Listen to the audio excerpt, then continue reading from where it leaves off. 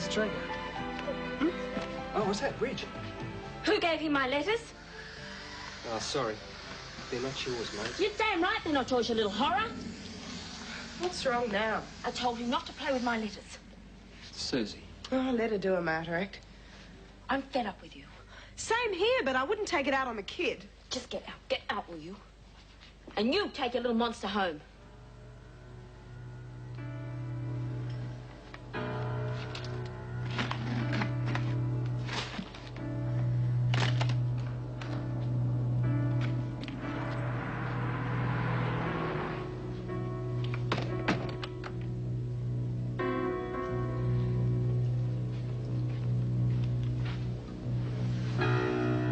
You were wrong last night, you know.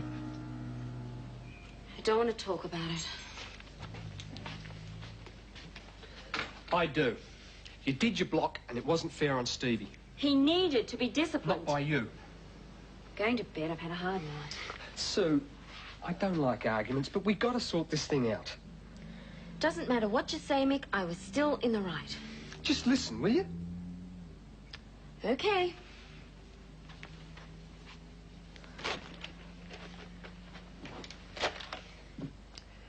Stevie was in the wrong.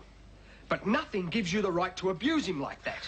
He was in a hell of a state when I took him back to Cheryl's last night, which means she's going to make it harder for me to see him, and I might not have too much time left to do that in. But he still did the wrong thing. He played up, I punished him, that should be that. You're not very fair on Cheryl, spoiling him the way you do. Must be damned hard for her to cope with him after you've let him do what he likes. Sue, I'm only trying to do what I can. Surely he's got a right to be happy in the time he's got left. Why can't you understand that? Loving him isn't giving him things. He should be leading a perfectly normal life. You don't know what you're talking about. I work with kids all day. I have to deal with all sorts of terrible things with parents who lose their babies. And the way to deal with it is to let things be as normal as possible. And I do know what I'm talking about. You can stick your advice.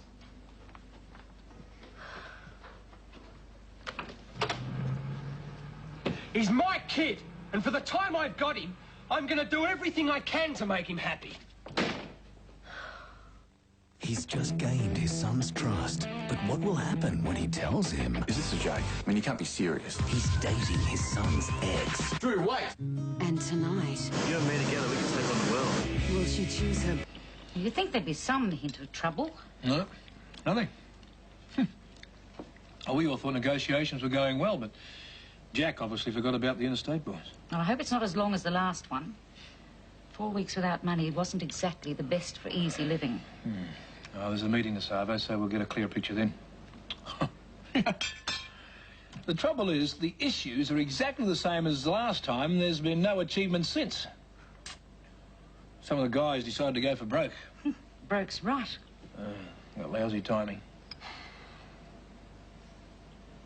But listen, don't get too depressed. The bosses will want to get the trucks out on the road as quick as they can. And we'll still be able to go ahead with the house. We've survived it before.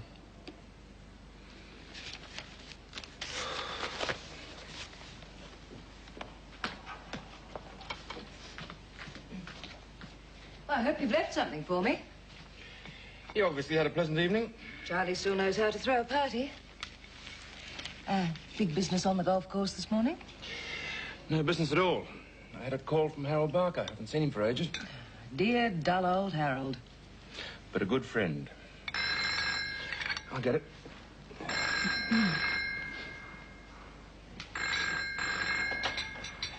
Gordon Hamilton. Yes, Dan. Had to come, I suppose. We're all being a bit naive. Any word from interstate? Well, we'll just have to wait on the result. Thanks. Dan Harvey? No golf today. The transport boys are out on strike. Oh, not another damn strike. Who the hell do they think they are? It's national. If it's not resolved, we could stand to be in quite a sticky situation. The transport company's our only paying concern. Well, if it was a national company, we could ride it out, but this could be the last straw. I'm fed up to the back teeth with that money-grabbing militant rabble.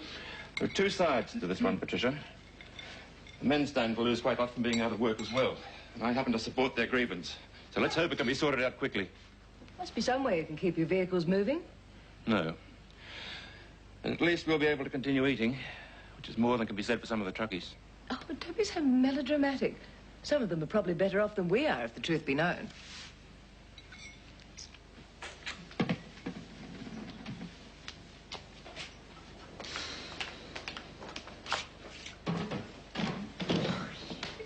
Ah, you're back.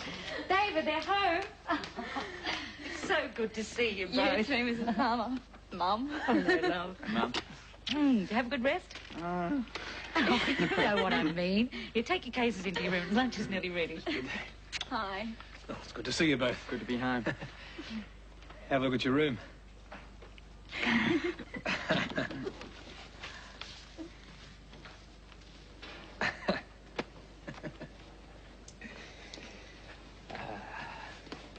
Hey, the room looks great, Mum. Let them get settled before we drop the news about the strike, huh? At least until the meeting's over.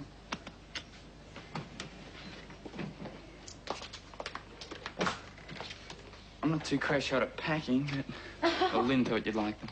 At least they'll taste the same. Oh, thanks for the thought, love. Stupid put them in the bottom of the bag. Yeah. Think we can get rid of this now? I just changed you to an A. Well, what about me? You, I let it.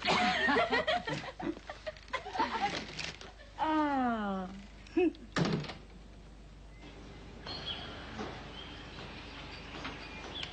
Did you get up to a gallop? No, I didn't. I've decided half the horses are mad. Damn thing tried to throw me. I don't know why you bother taking them out if you hate them that much. Well, it helps to keep me fit. At least that's what Charlie says. I haven't changed my mind. You have given my advice some thought, though. Not much. There's no way I want anything unless I get it from plain old hard work. With a bit of luck, you'll change. I hope for your sake you do. I'm surprised you're so bright. Would have thought the transport strike would have you hopping. Oh, don't spoil an otherwise reasonably pleasant day, please. How's Mr. Hamilton taking it? The way he takes most things. Ooh, I'd like to get my hands on a few of them. It's ludicrous the way a bunch of ignorant unionists can send us to the wall.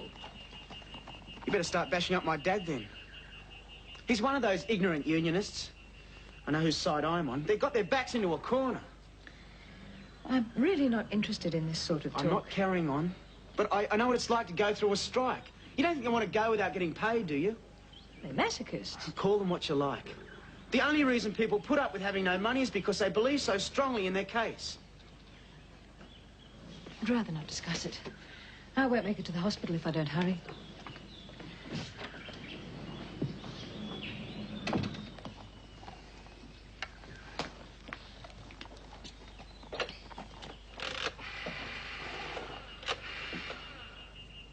It's lovely. I got sunburn.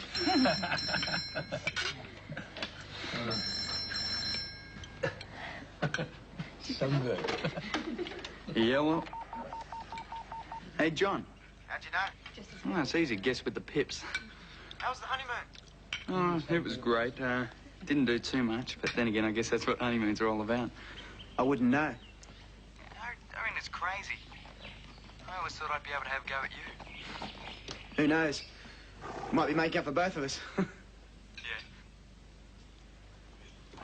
Yeah. How's Mum taking the news about the strike? What strike? Hasn't Dad told you? They're out again. No. It's on the news here, national. It's really bad this time, too. Yeah, I'll get Dad for you. It's John. About the strike.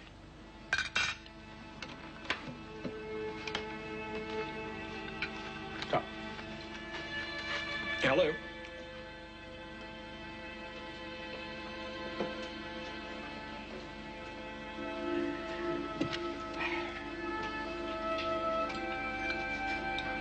Why didn't you say something?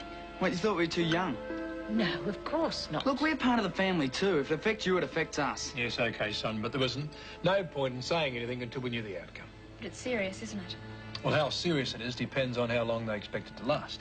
We didn't want you worrying as soon as you got back from your honeymoon. You're entitled to enjoy yourselves for a while. Sorry. Should have known you both better. Just kept walking tonight. Sorry about the strike. And about the way I've been behaving. That's the last thing you need. I'd like to talk about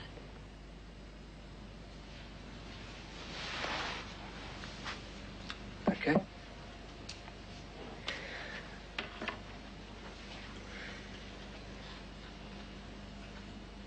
The reason I overreacted with Stevie was... well, I couldn't stop thinking about Bill yesterday. Not that I ever do stop thinking about him.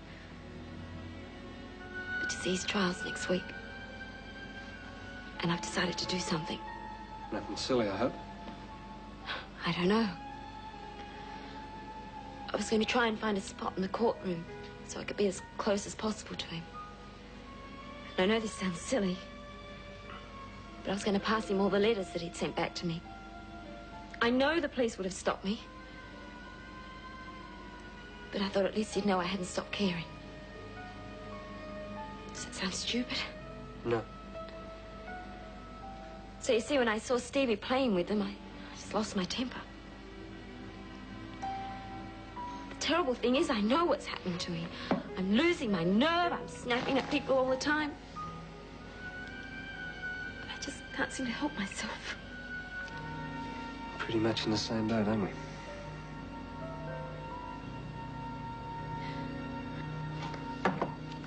You are supposed to be studying for your exam, right? What about the washing? I'll do the washing. Slave driver. I am head slave. I'm allowed to.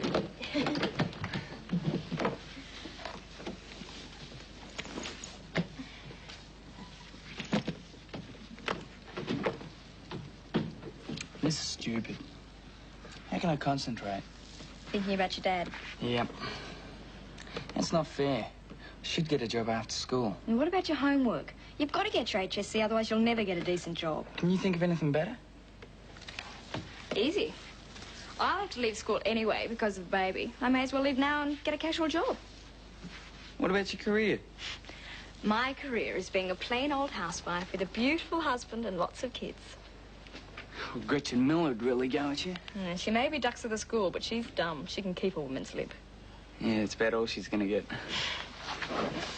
I mean, maybe in a few years I might feel like doing something different.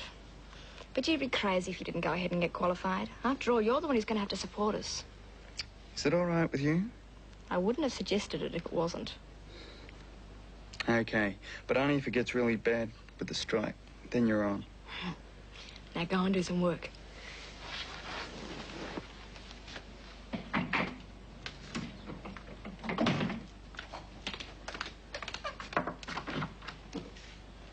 Gordon? Here. Oh, your son is way ahead of you. Beg your pardon? Why aren't you using owner drivers to move the freight? Wayne said it would be easy enough to get men who are prepared to go against the union. Did he tell you the risks I'll be taking?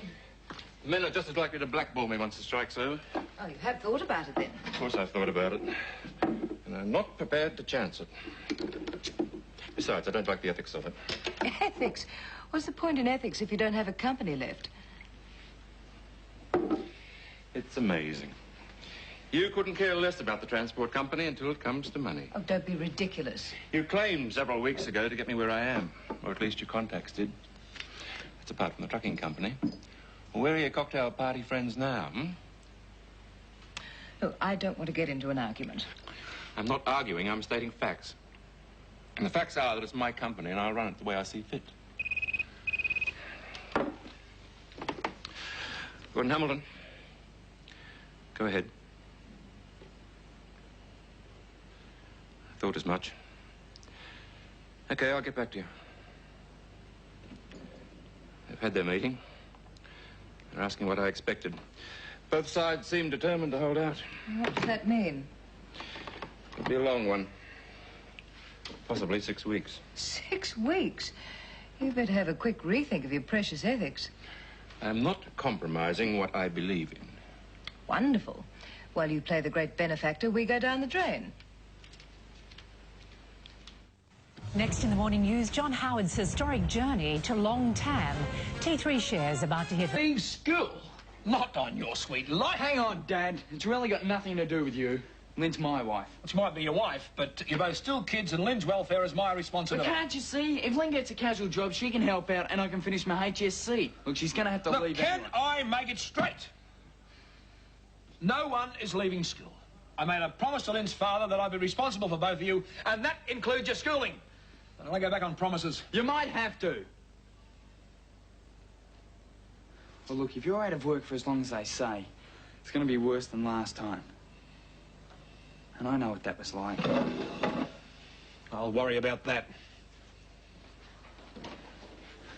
Don't, love. Just let him be. He can be so damn stubborn. He's hurt. His pride is hurt. He's a very proud man. Sorry, it's my fault. It's nobody's fault, love. Look, your dad always believed that the man is responsible and he'll never change. And I'm sorry, Lynn, but can you imagine him letting himself be put in a position where Victor can crow about it? But how bad does it have to get before he'll let us help? I promise you, I'll let you know if we need it. In the meantime, just let him do it his way. And for what it's worth, I'm very proud of both of you. You're a bonza pair of kids. Oh, sorry. Didn't mean to interrupt you. You're a rotten liar. How's the side work going? Not bad. Oh, at least you got something to keep yourself going while the strike's on. Always believed in having a couple of strings to my bow. Come in. Oh, thanks. How was the first day at work? Oh, it's a job. Oh, where's Susan? I don't know. Out. Why, you want to fight? No, of course not. But I'm not going to stop seeing you just because of her. Must be pretty rough on you. No, she's been okay. After what happened, you're talking to her. She's had a pretty rough trot, Angie. You can't really blame her. Oh, you're too good for your own good. Was Stevie okay after yesterday? Yeah, he's fine. But he doesn't want to come back here in a hurry. No, he doesn't. It's going to make it pretty difficult for me to see him. Well, you could see him over at our place. Give me a chance to see more of him as well. Yeah, you won yourself a fan there. Oh, feelings mutual. He's a great kid. Takes after his father. Would you like to stay? Have a meal? Oh, I'd like to, but I won't. David and Beryl are pretty upset with the strike. I should see what I can do to help. It's, difficult, yes. The deposit's okay, is it? I was just wondering how much notice I had to give you. Yes, it's a really nice house. It's just what we wanted. But, just not ready for it at the moment, you know. Kids and so on. Well, I'm sure you'll have no trouble in selling it, no. Thanks. Thanks. Yeah, the check in the mail's fine. Thank you. There'll be other houses, love. The strike won't go on forever. I was stupid, that's all. Plain stupid. Should have listened to you. You've always been right. Lucky the strike came along when it did. It's made me realise how dicey our money situation is. 20 years, and this is all there is. We'll own it in a couple of months. More than a lot of people. Yeah. It's true, love. There's thousands of people out there that'd give their eye teeth to have what we've got. 1,000 who've got more. All right, the Hamiltons have got more. You saw it, you know what I mean. I don't Now, want... take Gordon Hamilton. I bet my bottom dollar he wouldn't work any harder than me. I doubt whether he'd work as hard, and yet he's got all that. All that. It's not fair. They probably haven't got a lot of the things that we've got, though. I don't want all those trimmings. You should have more, right? Look, I should be able to give you more. David, I wouldn't care if I had nothing at all so long as I had you. Love, it's not fancy gadgets and expensive furniture that make home. It's Lynn giving me some squashed marshmallows. You and Kevin on the Bucks night. Seeing him get married, knowing he's still a kid. Helping them. That's enough, isn't it? It's a lot. But it's not everything.